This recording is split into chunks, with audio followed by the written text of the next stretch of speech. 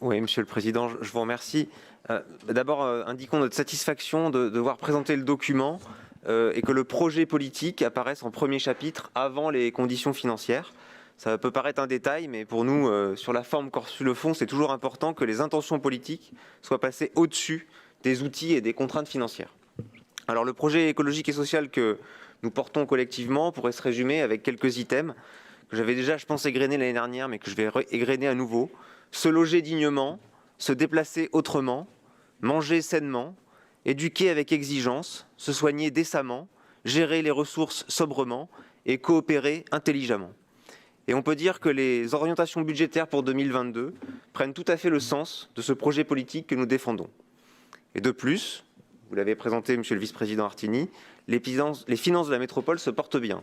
Et l'autofinancement, que nous avions évalué l'année dernière de manière prudente à 250 millions d'euros, s'élève finalement à 400 millions d'euros, soit peu ou prou son niveau hors crise sanitaire. Et donc nos évaluations prudentes de l'année dernière, qui prévoyaient un ratio d'endettement à la hausse, sont revues cette année un peu à la baisse. Nos recettes paraissent solides et reposent principalement sur 3 piliers qui pourtant sont fragiles. Le premier pilier sont les dotations de l'État. Elles baissent chaque année et on est soumis à chaque fois à la décision des gouvernements. Ensuite, la fiscalité des entreprises, qui dépend de l'activité économique sur le territoire. Et puis enfin, les droits de mutation à titre onéreux, qui sont en lien avec le prix de l'immobilier et le nombre de transactions immobilières. Alors chacune de ces sources de financement présente aujourd'hui des volumes financiers importants, sous forme de flux vers l'institution que la métropole redéploie sur le territoire pour un fonctionnement juste des services publics et pour la solidarité vers les plus fragiles.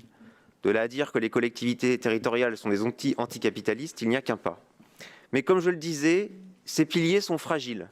Et en particulier, le fait que les dotations de mutation à titre onéreux soient associées à des niveaux élevés, voire indécents des prix du logement et du foncier, n'est pas une situation acceptable.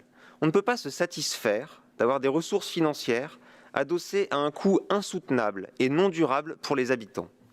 Donc nous voyons une fragilité dans notre modèle économique sur ce point, une vigilance pour nous tous, jusqu'à la prochaine crise des prix de l'immobilier. Alors nous serions favorables sur ce point à l'élaboration de scénarios variés, de moyen et long terme, de nos recettes sur ce volet. Quelles seraient nos recettes si le prix des logements revenait à un niveau décent pour les habitants? Et en quoi cela modifierait-il nos équilibres financiers? À notre sens, c'est une fiscalité sur les plus-values immobilières n'étant associée à aucune création de richesse qui devrait faire l'objet de futures ressources financières. Je vous remercie.